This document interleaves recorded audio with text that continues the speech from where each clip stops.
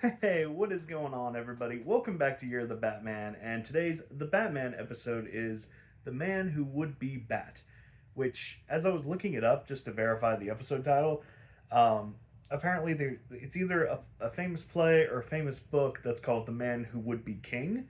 Fun little Easter egg for those who get that. For me, I was just like, oh, it's a neat little title, I guess. So it starts off that Detective Yen and Detective Bennett, or Ethan, and it's either Ellen or Ellie, the two officers that are put on the Batman case. They're in pursuit of Batman via their car, and they're chasing the Batmobile. And Batman, he sets off like a fucking solar flare to get him off the case. But then they notice there's a whole bunch of bats in the sky, so they're like, "Let's just follow the bats. It probably has something to do with Batman, right?" And Ethan's like, "I don't know, maybe." So they follow that, and the bats go to Wayne Enterprise. So the next morning, when Bruce Wayne he comes in, Ethan's like, "Hey, so what's up, Batman?" "Ah, I'm just messing with you, buddy. You should see your face, though." I do love their rapport. Like, you can tell they definitely are friends, and man, I can't wait for the burn that happens when Ethan finds out that Bruce is Batman. If they do that, I think it would be silly not to. Um, so he's or they're telling Batman, or they're telling Bruce like, "Hey, we found some bats flying to your building last night, so we want to make sure everything's on the up and up." So they're exploring around the building, and they come across one of the buildings or one of the rooms in there, and it's absolutely filled to the brim with bats. And it's because of Dr. Kurt Langstrom. He's doing some research on it, but he didn't really enlighten Bruce that he was going to be using so many bats in the process. So Bruce is like understandably a little bit pissed because he didn't approve or anything. And Kurt's like, "Oh, you don't understand. My niece, she was currently diagnosed as deaf, and I'm on the verge of a breakthrough to cure deafness." And so you're thinking, "Oh, okay, so he's trying to work on a cure to deafness, and it's just going to be, he's going to test it on himself, or something's going to happen, and he'll accidentally turn into the Man Bat." But they don't do that, and I'll get into it, but it's super refreshing. So Alfred, he kind of like badgers Bruce of like, "All right, you know when scientists say on the verge, they mean several years. So this motherfucker is gonna be working heavily with bats in Wayne Tower for several years. All right, do you understand how bad this is gonna make you look?"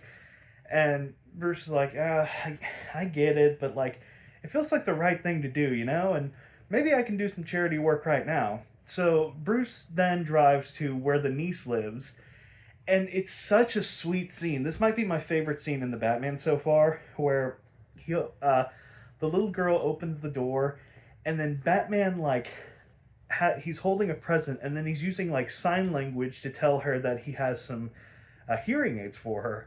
But then he finds out that the girl was never deaf in the first place, and man alive, I just when Bruce Wayne is a good person, that's that shit that sits right. I love it when Bruce Wayne is when he's interpreted as a good person, because that to me is like the center of Batman.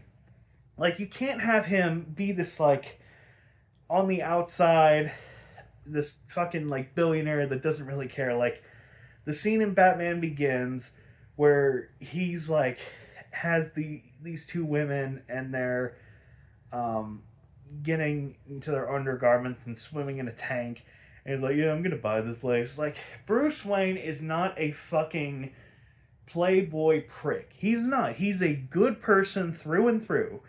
And he doesn't do it for the cameras. He doesn't do it like to throw people. He's just a good person. So him coming to who he thinks is a deaf person just by himself with a little gift and like talking sign language to her, that's that shit that sits right with me. I love, love, love, love, love, love, love that. Oh my god. Anytime Bruce is like interacting with a child in a positive manner, I eat that shit up.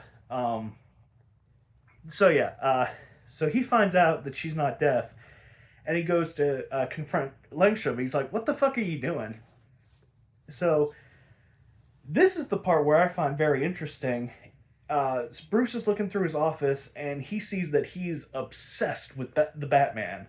Like, he has all these police reports, he has all these newspapers, these pictures of him, and he's like, I want to be like Batman. And Bruce is like, "Oh, to help others?" And he's like, "No, fear." And he like takes this vial and he becomes Batman or Man Bat, which I'm like, that's kind of cool. The usual, almost every interpretation of Kirk Langstrom, it's always an accident, and he's always like this tragic character. But no, this time he's fucking doing it willingly, just to invoke fear. Also, a side note: he's voiced by the same voice actor that's Doc Ock in the Spectacular Spider-Man, and also Jervis Tetch. I forget his name, but he does really good work as like this creepy scientist.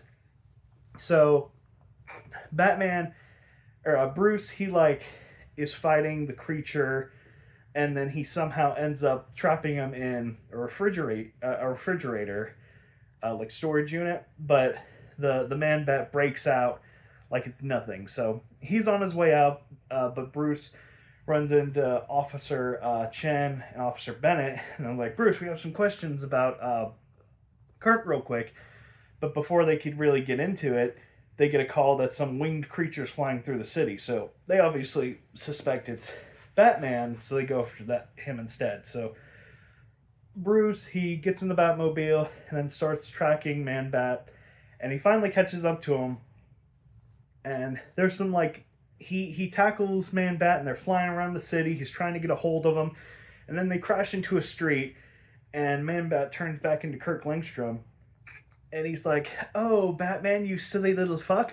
Only 2 more doses and I'll be Man Bat forever." Which is, why the fuck would you say that? And so, as he's like dead ass looking at Batman, like fucking 10 feet away, he tries to down the next one, and Batman's like, "What the fuck?" No, and he batarangs it out of his hand, breaking it, which, of course that would fucking happen. You're not gonna be like, if I drink this fucking Mountain Dew, I'm going to turn into the Hulk.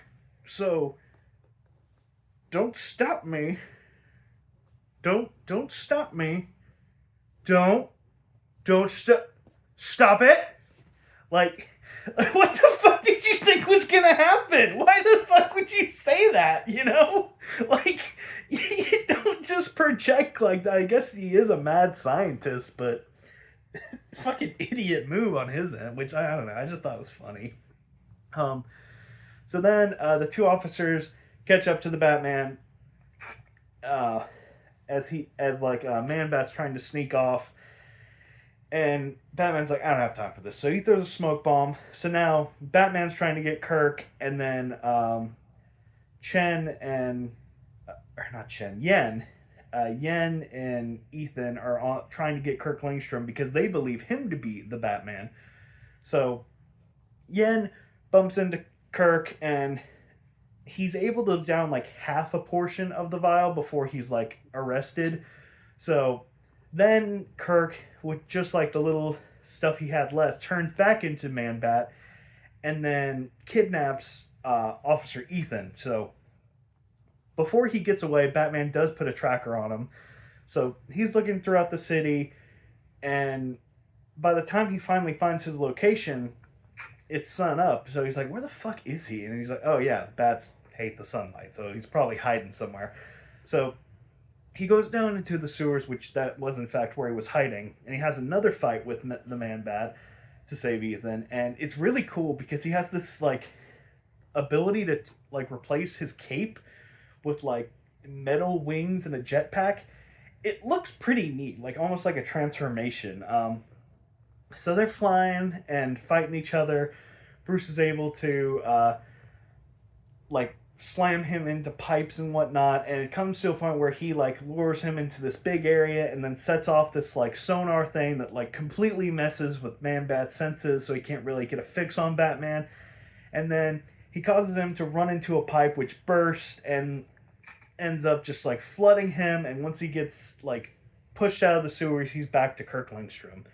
And then he's arrested, and now he's at Arkham, just like figuring out like a formula to, I guess, perfect it. And he's writing it with his fucking foot, and he's just laughing maniacally. I'm like, God damn, this guy is unhinged. But yeah, really fun episode. I don't really have much notes. Like, this was genuinely a fun episode. I'm tempted to put it as a 7 out of 7 just because I really like how it's not like the same cookie cutter kind of interpretations that you get over and over. Like, it's very refreshing for Kirk to be like, I'm doing this for the love of the game, man. Like, there's no rhyme or reason. He just wants to be feared. I don't know. I just really liked this episode. I'm really tempted to give it a 7 out of 7. I mean, 5 through 1, I'm not even considering, because this was just so much fun. Oh, and at the end, the officers do go back to Kirk Langstrom's lab, and they don't find, like, it's completely the way they left it, except all his research is gone, because Batman, I guess he either didn't want it to fall into wrong hands, or he, like, is trying to protect his own ass. Either way, it makes sense. But, man, I'm really debating giving it a 7. It's just a fun episode. Fuck it. You know what? 7 out of 7. It was a great episode. I don't know what to tell you. I had fun with it. There was some really good action. There was some good dynamics between Ethan and Bruce. Like, just overall, it was fun. I had a good damn time with the episode, so I don't really know where to go from there. Just good job. Good job. The man who would be Bat. Very good job. Love it. So yeah, that's it. Bye-bye.